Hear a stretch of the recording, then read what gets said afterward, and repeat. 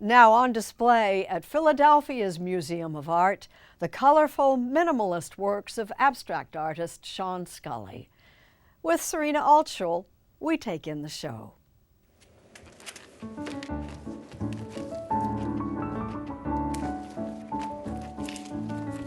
I use very simple structure, but how I paint it and what kind of personality it will have at the end is unknown to me. Chances are, when Sean Scully paints, it will look something like this. Geometric, colorful grids, stripes woven together. His signature style. Hey, Sean, why stripes? Yeah, exactly. Why stripes? It's so neutral, so old, it's archaic. You basically have to wake it up or you have to transform it. I'm trying to give it some sort of spirit.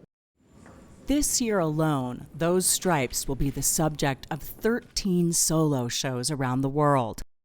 The largest among them, a retrospective at the Philadelphia Museum of Art.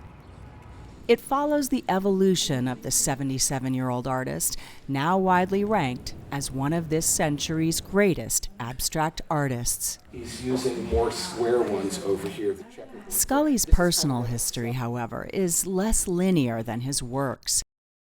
Born in Ireland and raised in London, Scully says he grew up in poverty, briefly belonging to a street gang as a teenager.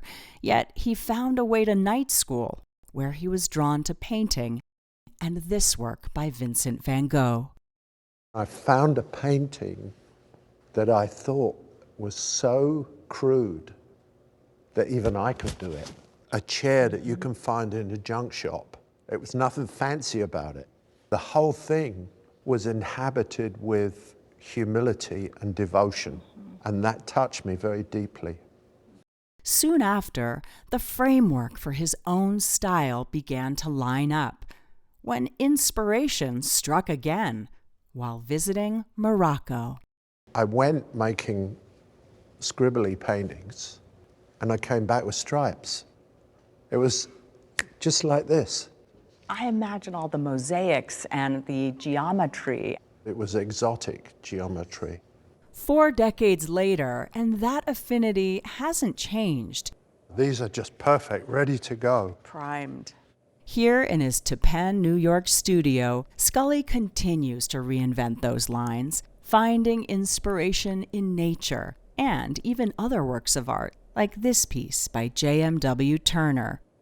And more recently, during the height of the pandemic, he incorporated black squares. I set it inside an abstract landscape.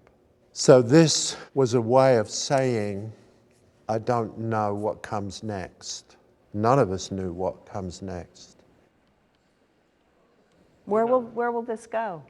I'm going to show it in a museum in Copenhagen.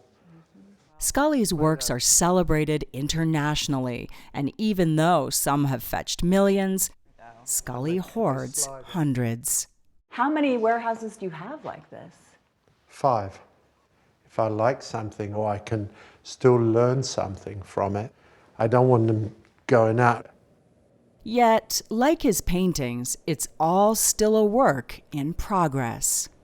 What do you want your legacy to be? What do you want to be remembered by and for having done? Ah, yes, the legacy question.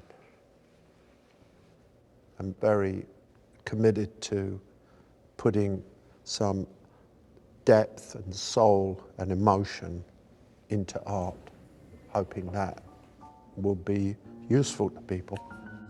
My legacy will be what people want it to be.